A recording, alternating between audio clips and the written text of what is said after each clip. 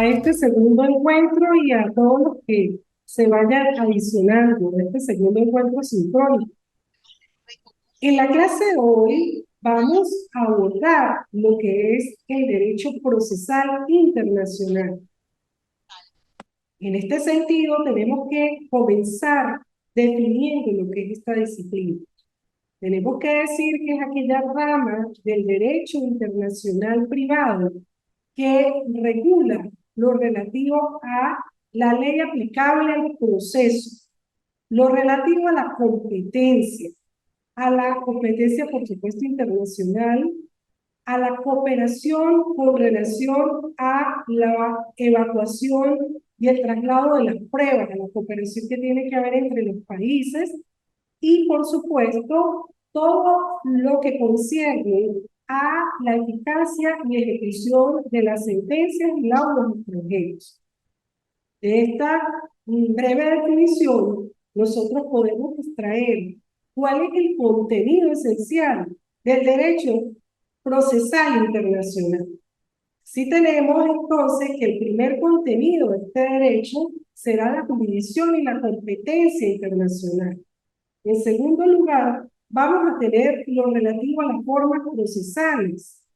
En este sentido, vamos a abordar en las formas procesales todo lo que tiene que ver con la promoción, la forma como se promueven las pruebas y cómo se evacúan. En tercer lugar, el tratamiento del derecho extranjero, que en la unidad que vamos a abordar en la clase de hoy es la relativa al derecho procesal internacional. Es decir, para ubicarnos en contexto, ¿cuál es el derecho que va a regir para regular el proceso cuando estemos buscando una relación jurídica donde hay elementos de extranjería y tengo que aplicar un derecho extranjero, como lo vimos en su oportunidad cuando aplicamos los elementos de cohesión? Entonces, ya tenemos cuál es el derecho material por el que vamos a buscar. Vamos a determinar la forma como vamos a tramitar el proceso. Pues, sabemos que tenemos el Código Procesal Civil, en Colombia el Código General del Proceso. Entonces, ¿cuál es la normativa que va a regular esta materia? En resumida o en resumen, podemos decir que es la rama del derecho internacional privado que me va a regular la ley aplicable al proceso, es decir, la ley procesal, la competencia internacional, la cooperación en materia de evacuación de pruebas y lo relativo a la ejecución de sentencias y laudos extranjeros. Entonces les decía yo al iniciar la clase que de esta breve definición podemos extraer el contenido de esta disciplina de Derecho Procesal Internacional. Su contenido fundamental es jurisdicción y competencia internacional. También la ley que regula las formas procesales, principalmente en cuanto a promoción y evacuación de pruebas. También la regulación del derecho extranjero aplicable y también el recurso o los recursos procesales contra las decisiones y la eficacia extraterritorial de las sentencias y laudos extranjeros. Ese sería el contenido básico. Ahora, ¿dónde se cimienta este contenido del derecho procesal internacional? En un principio. El principio se denomina en la doctrina de la ley foro. Esto quiere decir que en materia procesal vamos a aplicar siempre la ley nacional que corresponde al ordenamiento jurídico interno del juez que está resolviendo esta controversia. Es decir, si yo estoy ante ante una controversia donde tengo elementos de extranjería y la ley de conflicto, la ley de derecho internacional me dice que debo decidir ese asunto conforme al derecho colombiano, la forma como voy a tramitar siempre va a ser, conforme a este principio de la ley FORI, el código procesal nuestro, el código procesal venezolano. Y si fuera la inversa, el código que regule el proceso en el lugar donde se está juzgando. Entonces, esa es en lo que se cimienta este principio de la ley FORI. Ya era reconocido en la Convención de Montevideo del año 1889, donde se estableció precisamente que todos los juicios y sus incidencias se debían tramitar conforme a la ley procesal del lugar donde se estuviera resolviendo el litigio.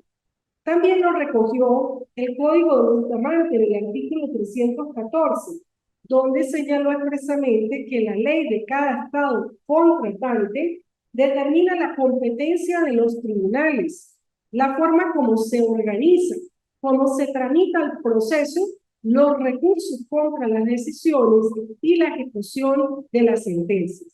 Eso ya me lo señalaba como desarrollo de este principio procesal el Código de Bustamante en este artículo 314. Ahora bien, ¿en qué se sustenta este principio? ¿Cuáles son las razones o los motivos a favor de la aplicación de este principio denominado de FORI? En primer lugar, la potestad de juzgar.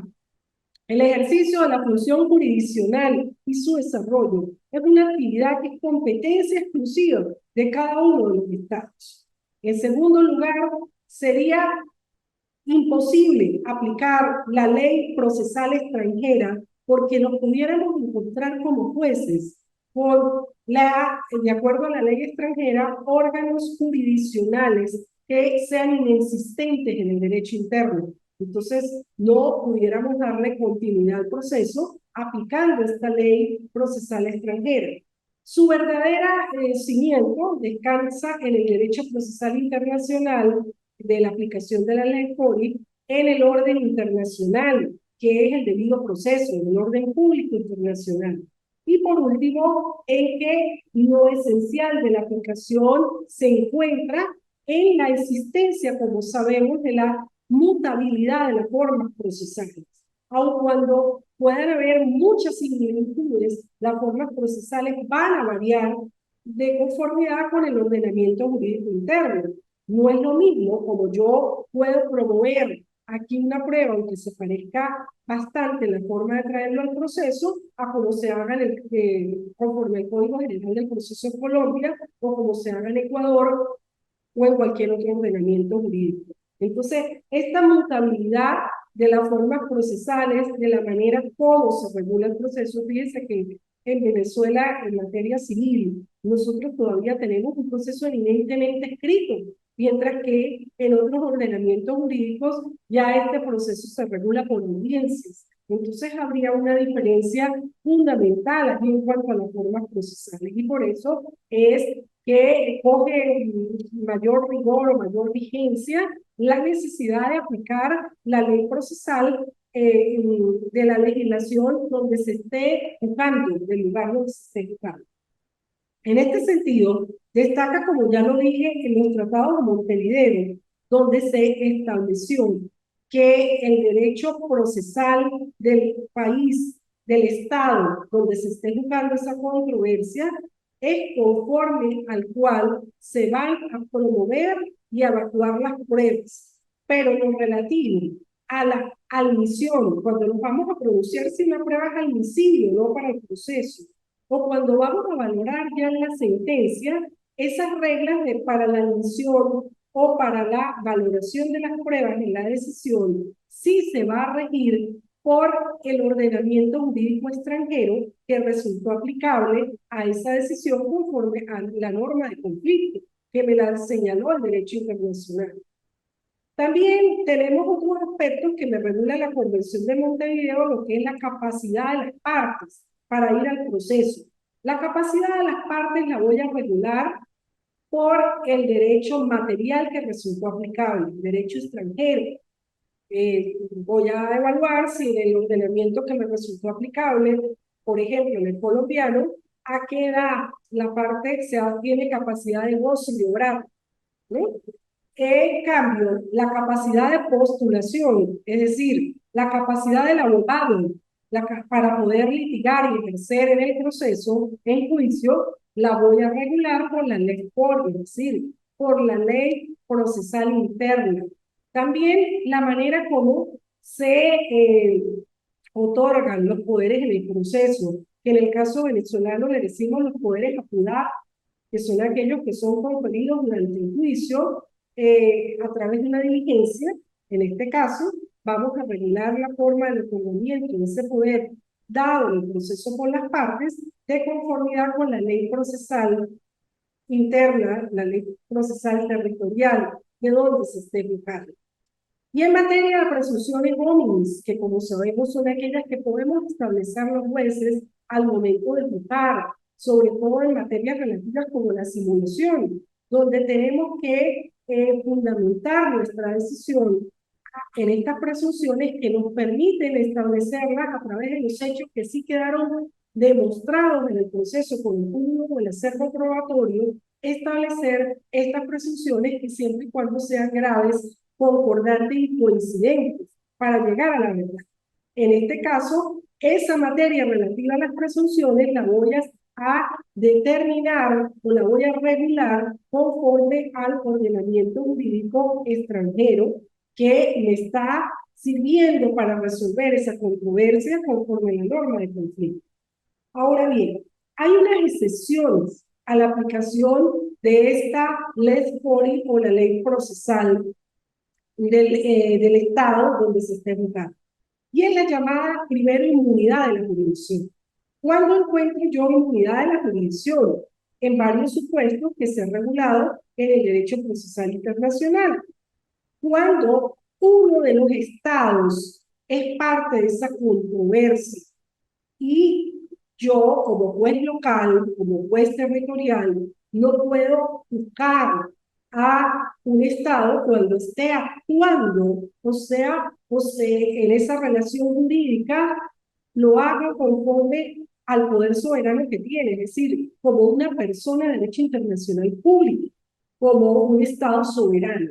Para eso resultamos incompetentes los jueces locales, bien sea que se trate de materias civiles o mercantiles relativas a acciones personales que hayan interpuesto los estados. En ese caso, el juez local resulta incompetente a menos que haya una sumisión expresa de ese estado a someterse a la jurisdicción del estado que local, donde pertenece el juez local, donde se está ejecutando ese contrato civil o ese contrato mercantil que está originando esa acción y en el cual el Estado se está comportando conforme a un imperio, es decir, como a un Estado soberano, salvo que haya una sumisión expresa de someterse, lo repito.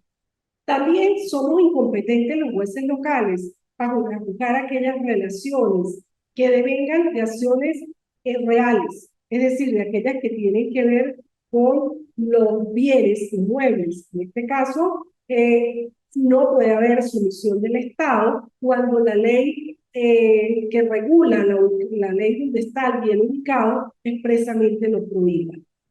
Sin embargo, hay unas excepciones que, como ya sabemos, el Estado también puede comportarse o contratar como una persona de derecho privado. En este caso, sí, resultaremos competentes los jueces locales en materia de acciones civiles o mercantiles, donde los ciudadanos extranjeros, de acuerdo con el ordenamiento jurídico interno, puedan ser juzgados. Entonces, si el Estado se está comportando como una persona de derecho privado, pudiéramos juzgar esa relación en un asunto civil y mercantil, acciones personales, acciones reales o mixtas, ¿verdad? Siempre y cuando la ley así lo permite, de donde está ubicado el bien.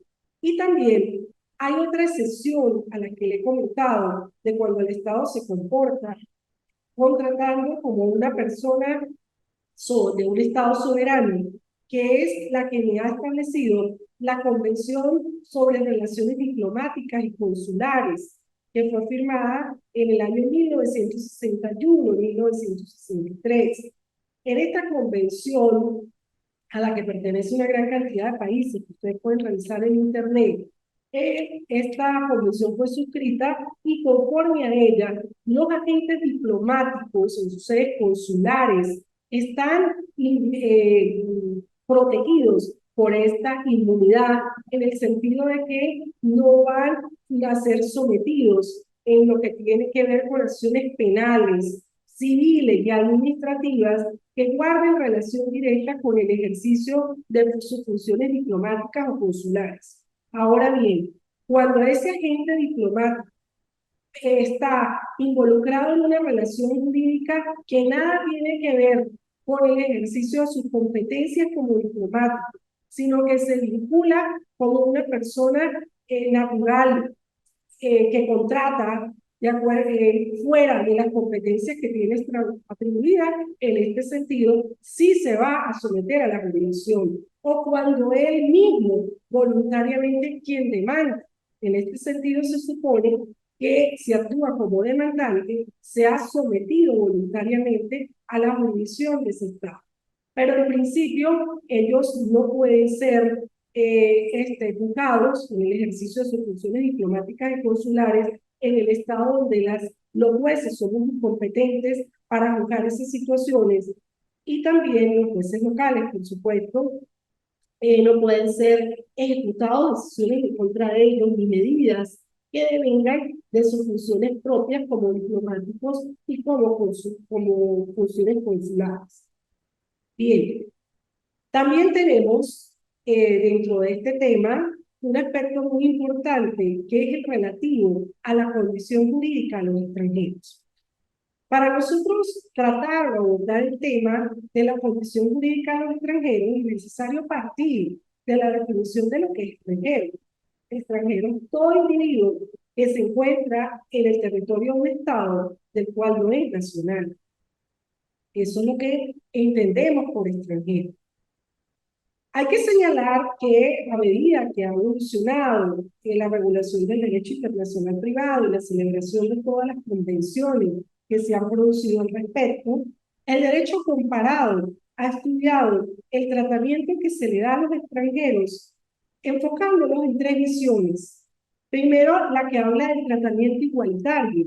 Estas legislaciones que se agrupan en ese tratamiento igualitario son aquellas que reconocen a los extranjeros los mismos derechos civiles que tienen sus nacionales. Todos los derechos con relación a la propiedad, todo lo que tiene que ver con el campo del derecho civil, le dan un tratamiento igualitario. Luego tenemos las legislaciones hostiles, que son aquellas que no reconocen esa paridad a los extranjeros, sean residentes o transeúntes, frente a los derechos civiles que tienen sus nacionales.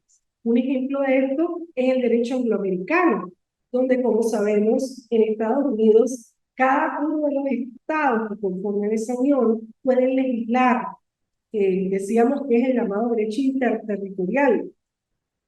Y en este sentido hay que señalar que existen estados, por ejemplo, como Nueva York, donde se le exige a una persona para poder adquirir la propiedad de un bien inmueble que haya adquirido la ciudadanía. Otros, como en Virginia, donde tienen que tener un tiempo determinado para la residencia, y en Alabama y en Missouri, que al extranjero que no es residente o nacional se le niega la posibilidad de adquirir bienes inmuebles. Luego tenemos las legislaciones que se agrupan dentro de la reciprocidad legislativa y diplomática. Gran parte de países se ubican en esta posición, lo hablábamos con el derecho francés, si lo recuerdan, que ellos reconocen a los extranjeros los mismos derechos que en la legislación de ese extranjero se les reconocen a sus ciudadanos. Es decir, si hay reciprocidad. En el caso, por ejemplo, cercano a nuestro, hay un tratado suscrito entre Colombia y Ecuador en el año 1903, donde se estableció que Colombia y Ecuador reconocen a sus connacionales los derechos civiles en igualdad de condiciones que a los nacionales de cada uno de sus países. Es decir, los colombianos tendrán los mismos derechos civiles en Ecuador que a los ecuatorianos se les reconocen en Colombia en materia de derecho civil. Esta convención es importante. También en materia del tratamiento a los extranjeros, Esto ha venido desarrollándose desde tiempo atrás. Es importante resaltar la convención celebrada en Caracas en el año 1911. Esta convención se le denominó Congreso Boliviano. Fue convocada por el presidente de la época, Juan Vicente Gómez, y lo hizo con motivo de la celebración de los 100 años de la independencia de Venezuela.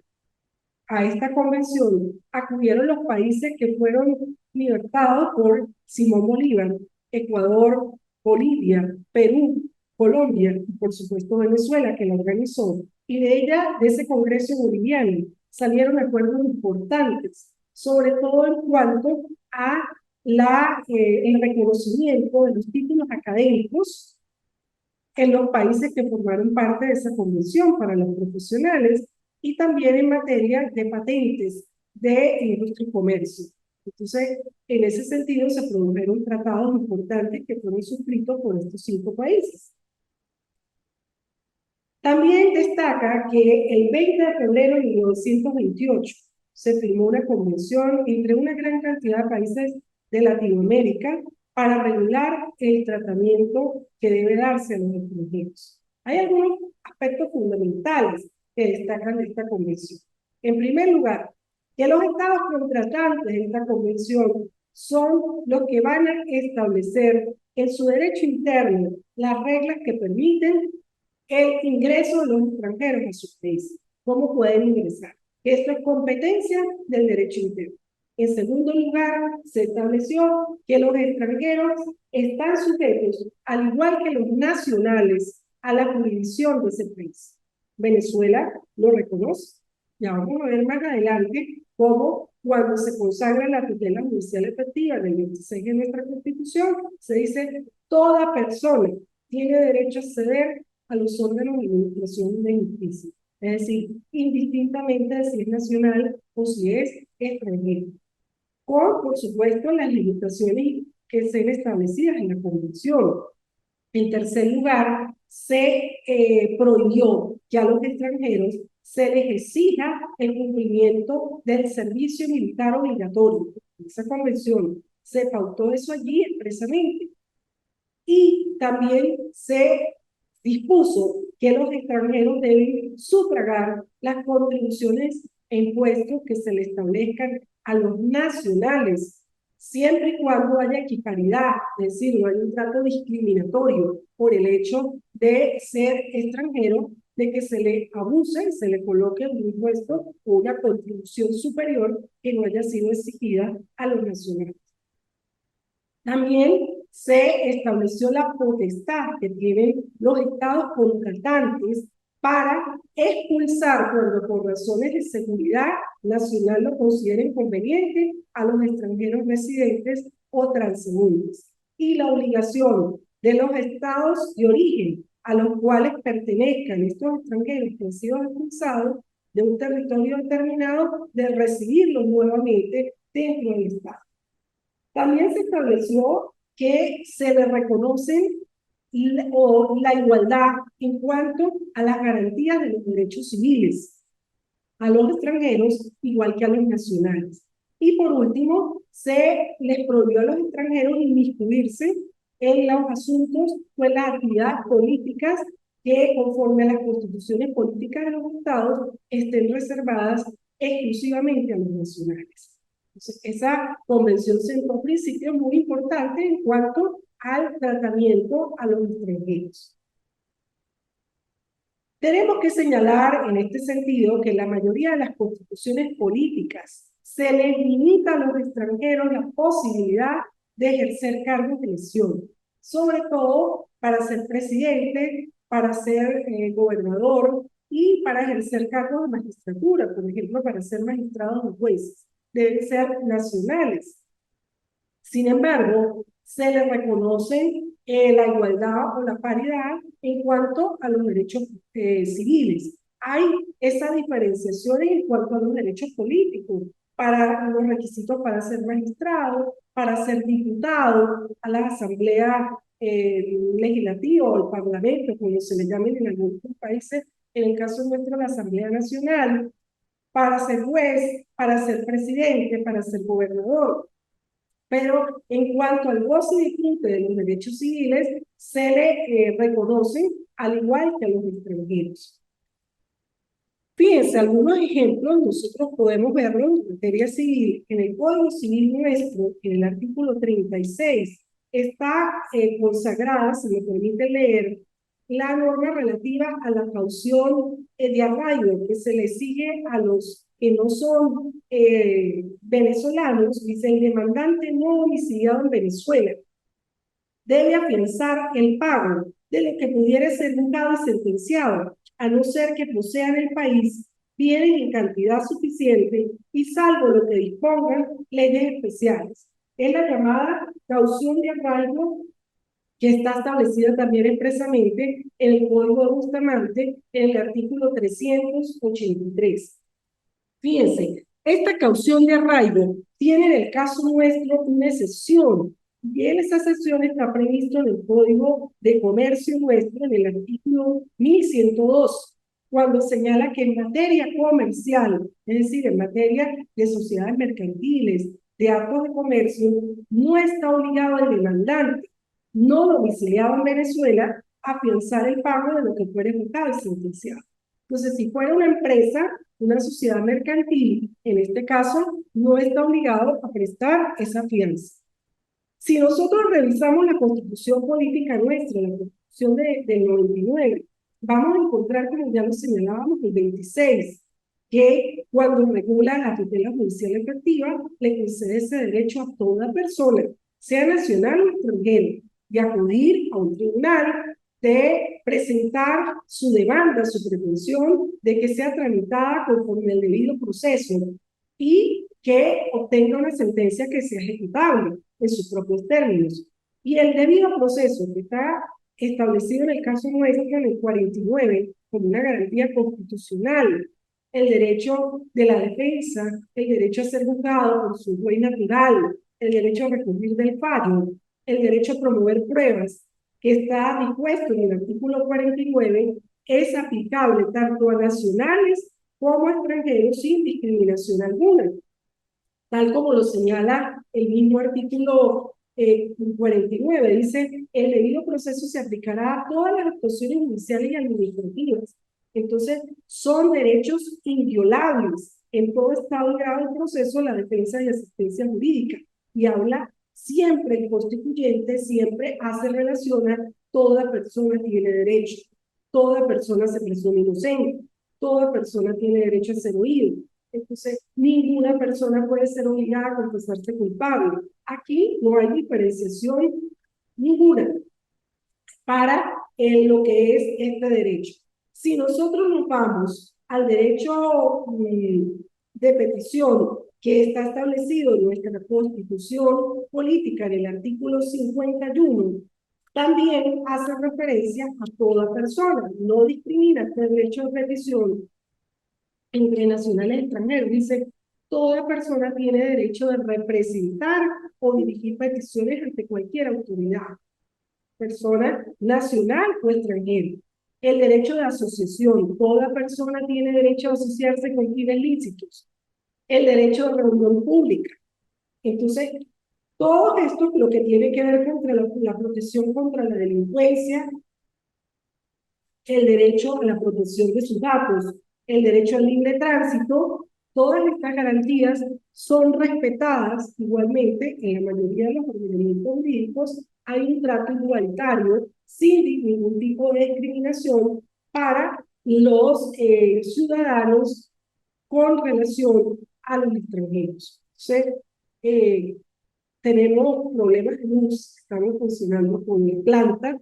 Yo espero que a grosso modo haya podido abordar los aspectos más resaltantes de este tema para el desarrollo de la materia del día de hoy, que era lo relativo al derecho procesal internacional y al tratamiento de los extranjeros.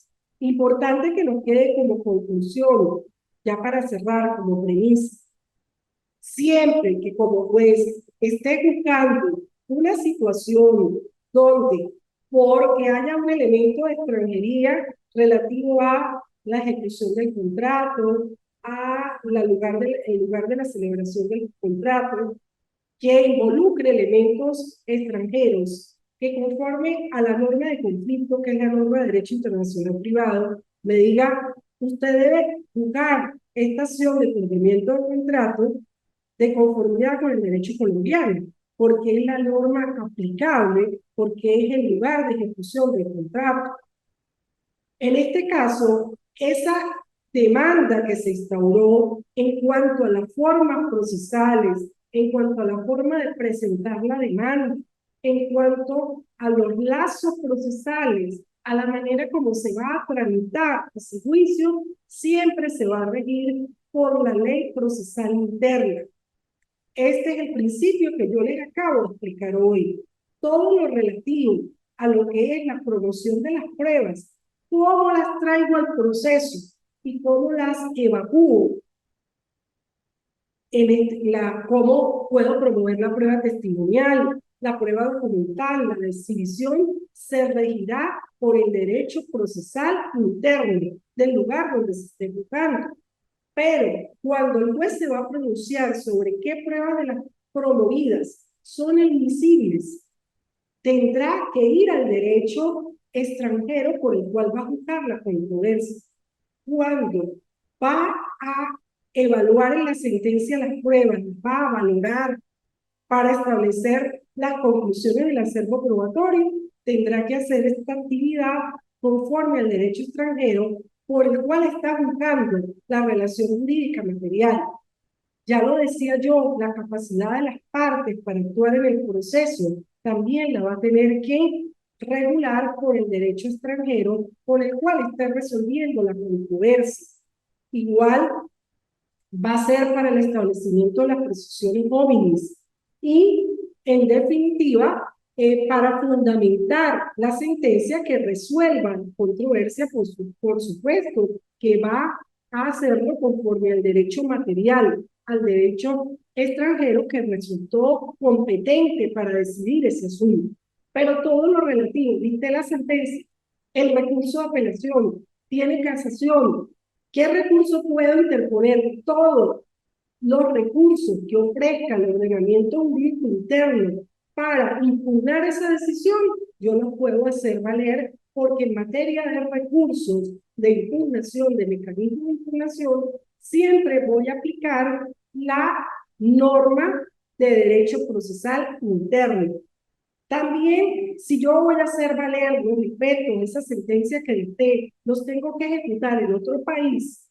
En este sentido, la ejecución de esa sentencia se va a regular es por la ley procesal del lugar donde se va a ejecutar la decisión, no por el lugar donde el juez la dictó. O sea, grosso modo, para que nos quede claro lo relativo a todo lo que es formas procesales, trámite, ejecución, va a ser por la ley procesal interna.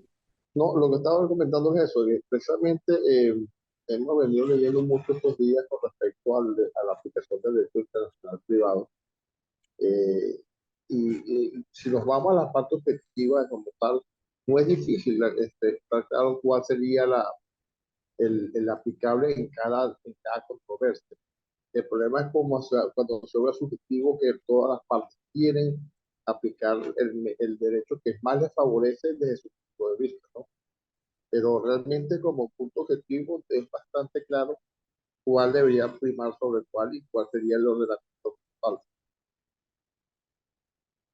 Sí, la norma de derecho internacional privado, en el caso, por ejemplo, venezolano, la ley de derecho internacional privado siempre señala cuál va a ser la norma que hay que aplicar y a veces nos remite a otro ordenamiento jurídico y en ese encuentra uno la solución. Eso en cuanto al derecho material. En la clase de hoy, pues creo que es mucho más fácil comprender la premisa.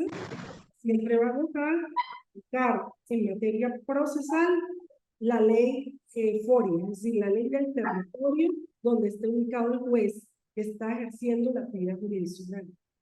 Hola Héctor, saludar Hola, nuevamente a la Pablo. doctora Fanny.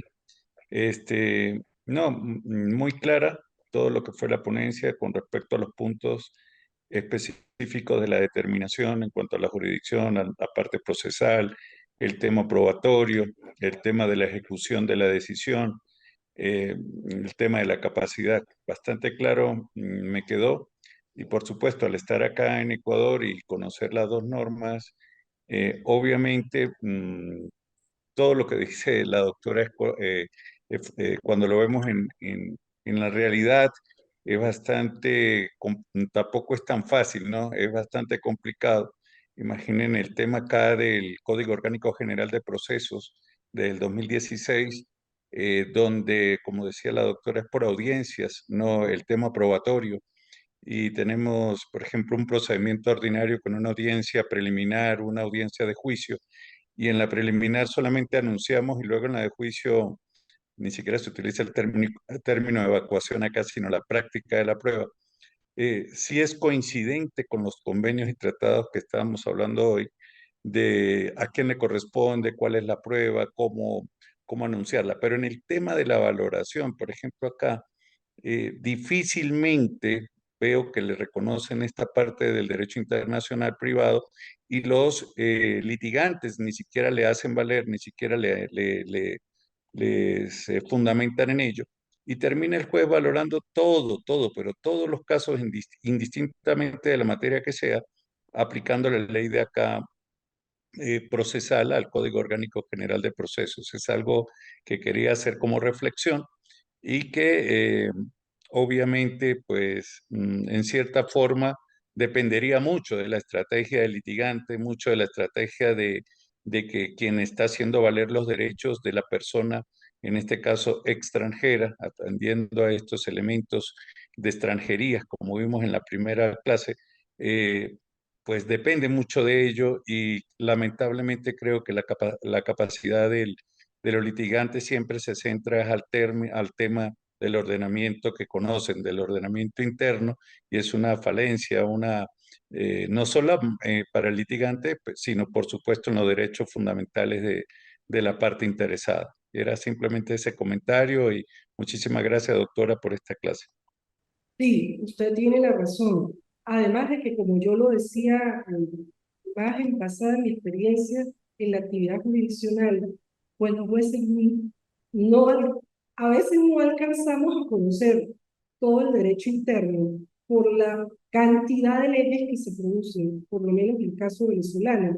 Tenemos que estar buscando para ver que se aplique la ley vigente, porque hay numerosas leyes. En materia, cuando hay una relación jurídica que vincula derechos, elementos de extranjería, es la parte a quien, como usted lo señaló, le correspondería alegar la aplicación de ese derecho, porque siempre se ha dicho en el derecho internacional privado, en la doctrina y las convenciones, que no estamos obligados los jueces a conocerlo. Es la parte al que le corresponde, como usted lo dijo, alegarlo y señalar el derecho que resultaría aplicable para que esto obligue al juez a estudiarlo y aplicar la norma de conflicto, el derecho internacional privado. En materia procesal, como usted lo dijo, no hay mayor problema en cuanto a la tramitación, porque ya se sabe que se va a aplicar la ley del lugar. Fíjese que de acuerdo a la Convención de la Haya, que creo que no hice mención, la Convención de la Haya es del año 1970. Nos auxiliamos muchísimo en materia de ejecución de sentencias. En eso se hace mediante rogatoria. Hacemos la rogatoria y tenemos respuestas. Yo lo digo en mi caso cuando hay sentencias firmes que hemos tenido que ejecutar en Colombia, sobre todo por la proximidad, pues es mayor la relación con Colombia, hacemos porque hay que hacer embargo sobre los bienes. Ha habido siempre una respuesta efectiva por parte de los jueces colombianos de conformidad con la Convención de la Haya para prestar la cooperación internacional y poder ejecutar las decisiones. Entonces, esta materia es más fácil, la parte procesal como tal. Ya creo que es verdad el comentario que usted hace, que si no, ¿qué pasa? El derecho internacional privado, la mayoría de las carreras de pregrado de derecho no lo están dando como cátedra, sino en materia de especialización. Entonces tenemos los profesionales que en pocas universidades lo dan. Sí hay universidades que lo tienen dentro de suspenso, pero hay una gran mayoría que no lo tienen, sino como materia ya de especialización. Entonces, si los abogados, los profesionales del derecho no tienen el conocimiento sobre esta materia, pues no lo van a negar. Y en la medida en que nos especialicemos todos los días produzcamos, podamos enriquecernos en estos aspectos, pues sin duda alguna vamos a aportar y vamos a permitir progresar en este sentido. Perfecto, muchas gracias, doctora. Sí, de igual manera, el criterio que se explicó sobre el tema de que, por ejemplo, acá en Ecuador, en la Constitución del 2008, de la que está vigente de Montecristi, dice que extranjeros y nacionales tienen los mismos derechos civiles, pero exactamente una réplica a la nuestra cuando el tema político, el tema de los derechos políticos. Obviamente no podemos llegar a la Corte Constitucional del Ecuador, tampoco podemos, tenemos la limitante de ciertos curules políticos, gobernaciones, presidencia. Por supuesto, hay un límite establecido incluso, recuerdo cuando estaba allá en San Cristóbal y teníamos aquel problema de, no se veía como una discriminación, sino por un tema de soberanía. Había cierto conflicto allí de adquisición de bienes inmuebles en frontera por extranjeros. Era un tema bien complicado. Recuerdo que incluso en la Ley de Tierra y Desarrollo Agrario en Venezuela decía que solo Todavía se, está esa prohibición en frontera, sí, todavía y no. decía la Ley de Tierra que solo se dedicarán a la actividad agraria y serán beneficiarios de actos administrativos agrarios en Venezuela solo los venezolanos que se dedicaban a la actividad agraria, lo decía así exclusivamente la norma, y muchos extranjeros cuando la leían, aquí compañeros ecuatorianos, peruanos, colombianos, me preguntaban por qué esa norma estaba redactada de esa manera y obviamente se me complicaba, le decía que era un tema legislativo, era un tema en la Asamblea Nacional, Todo el que mundo que se sustenta de sus razones de soberanía. sí, Todavía está la prohibición de adquirir los inmuebles en los estados que son fronterizos. sí, acá en el Ecuador ahorita, aunque dice que son iguales los derechos civiles, fíjate que hubo un acercamiento al consultorio jurídico, donde damos asistencia técnica gratuita aquí en la universidad, y hasta el año 2021, un año luego de la pandemia, todos los entes crediticios daban créditos que aquí le llaman BIC para la adquisición de primera vivienda a extranjeros y nacionales de igual manera. Y llega el año 2021 e inmediatamente se acabaron los créditos de ese tipo para los extranjeros, solo para nacionales. Entonces, independientemente que la Constitución, desde el punto de vista de supremacía, de orden jerárquico de aplicación de las normas, lo dice, e incluso de aplicación directa, la norma de la Constitución ecuatoriana, normas de inferior rango prevén limitantes al ejercicio de los derechos de los extranjeros, cosa que, bueno, ya será para comentarios posteriores. Eso creo que ocurre en todos los países. Mm, Bueno, daba yo el ejemplo de Estados Unidos, que es uno de los ordenamientos jurídicos más avanzados, si quieren. mm, Y fíjense que allá hay provisiones para en determinados estados adquirir bienes inmuebles, los que no ujú. sean nacionales o los que no tengan un número de años de residentes establecido. Sí, Entonces siempre ha sido, pues, se va avanzando, pero siempre quedan esas desigualdades propias de las legislaciones hostiles, como les decía. Y en la medida en que se produzcan estas convenciones, y haya mayor integración, pues sin duda cambiarán las circunstancias. Bueno, pues mm, no hay más intervenciones. Bueno, entonces me despido. Será hasta el próximo sábado, donde tendremos la oportunidad de hacer un encuentro sincrónico. Ya no nos queda sino un último trabajo que vale un 40% sobre la nota, que pienso unir para este último trabajo lo relativo a una materia muy bonita que es el arbitraje, y la ejecución de las sentencias extranjeras. Vamos a hablar un poquito del S4. En ese papel de trabajo, que ya sería un poco más extenso, no de 3 páginas, sino de 5, donde aborden y tendría una ponderación de 4.